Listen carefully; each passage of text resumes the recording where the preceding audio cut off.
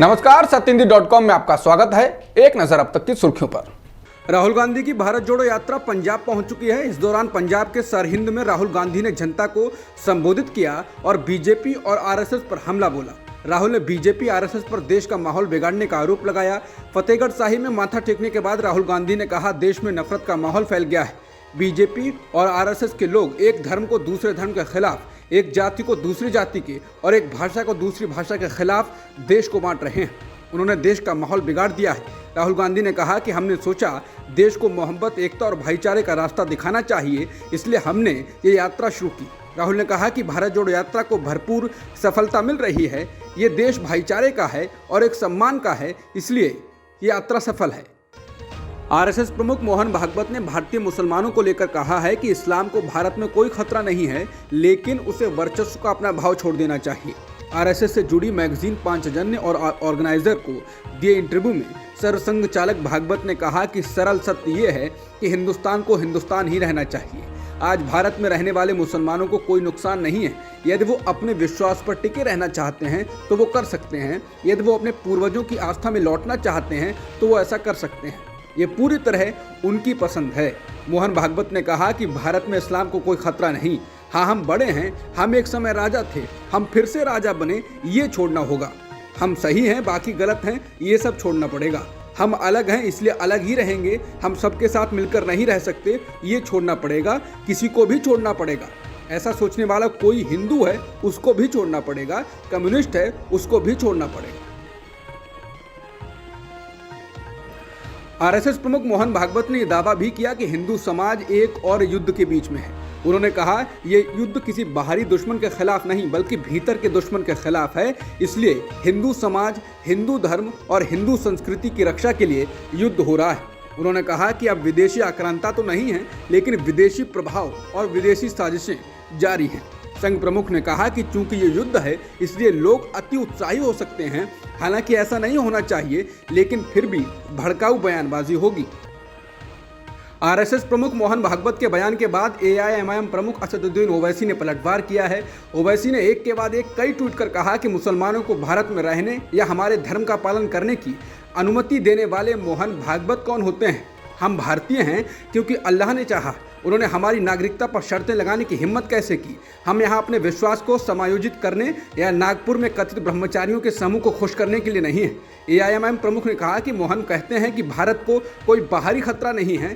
संघी दशकों से आंतरिक शत्रुओं और युद्ध की स्थिति का रोना रो रहे हैं और लोक कल्याण मार्ग में उनके अपने स्वयंसेवक कहते हैं कि ना कोई घुसा है। चीन के लिए चोरी और साथी नागरिकों के लिए सीना जोरी क्यों?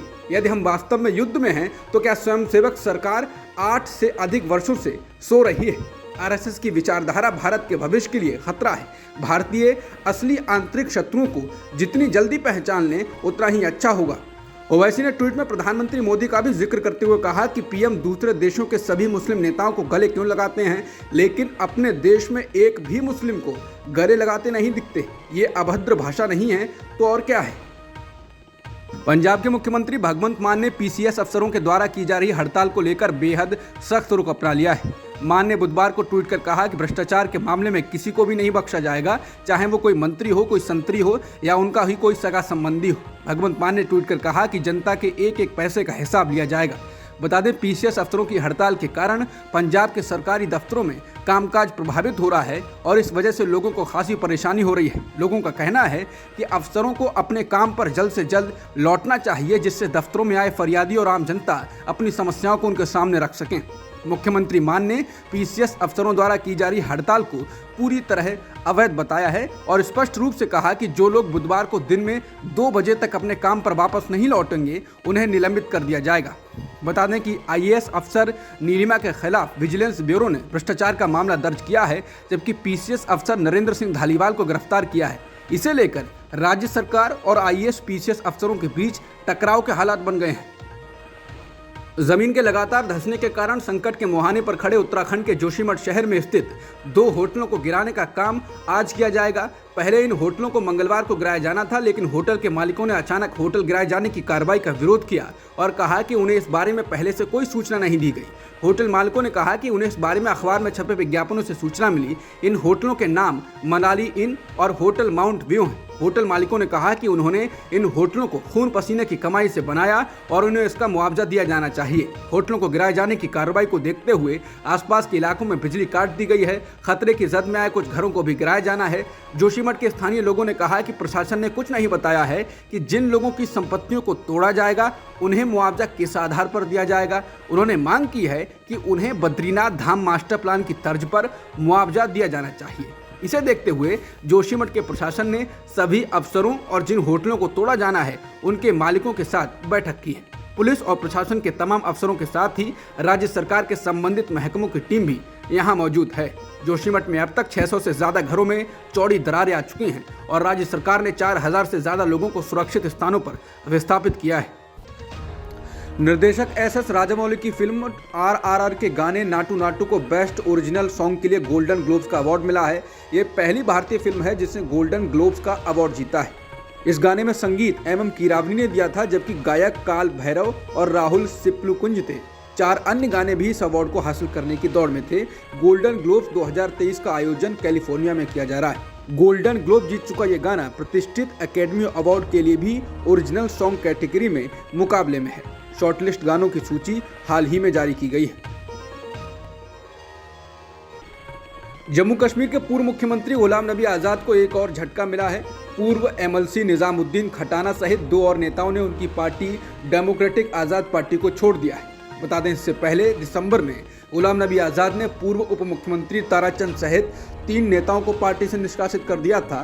ताराचंद सहित 17 नेताओं ने हाल ही में दिल्ली में एक बार कांग्रेस पार्टी का फिर से दामन थाम लिया है। बता दें, कांग्रेस छोड़कर अलग पार्टी बनाने वाले गुलाम नबी आज़ाद को डेमोक्रेटिक आज़ाद पार्टी को चलाने में परेशानियों का सामना करना पड़ रहा है। उनको लगातार नेता छोड़कर जा रहे हैं।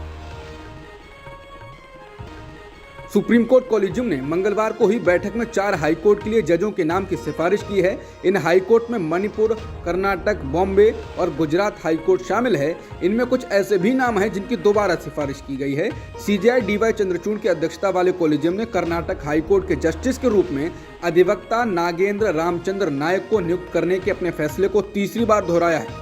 सुप्रीम कोर्ट ने 5 हाईकोर्ट के जजों के रूप में नियुक्ति के लिए 8 अन्य नामों की भी सिफारिश की है। बयान में कहा गया है कि सुप्रीम कोर्ट कॉलेजियम में 10 जनवरी 2023 को हुई अपनी बैठक में एडवोकेट नागेंद्र रामचंद्र नायक को कर्नाटक हाईकोर्ट के जज के रूप में पदोन्नत करने की अपनी पिछली सिफारिश को दोहराने का फैसला किया है।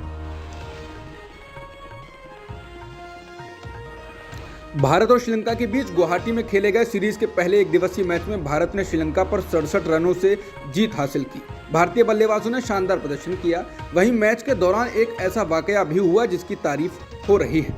दरअसल श्रीलंका की पारी के आखिरी ओवर में शनाका 98 रन बनाकर नॉन स्ट्राइकर एंड पर थे, लेकिन तभी मोहम्मद शमी ने उन्हें माउंटकटिंग के तहत रन आउट कर दिया। शमी ने अंपायर से अपील की, जिसके बाद फील्ड अंपायर ने थर्ड अंपायर का रुख किया। हालांकि रोहित शर्मा ने दखल देते हुए रनआउट की अपील वापस ले ली और इस तरह शनाका को जीवनदान मिला। बाद में शनाका ने शतक लगाया। रोहित की इस खेल भावना की तारीफ हो रही है। रोहित ने मैच के बाद कहा कि शनाका ने शानदार बल्लेबाजी की, हम उनको इस तरह से आउट नहीं कर सकते थे। अब तक की खबरों में इतना ही। बाकी खबरों के लिए बने रहिए सत्यहिंदी.com के साथ।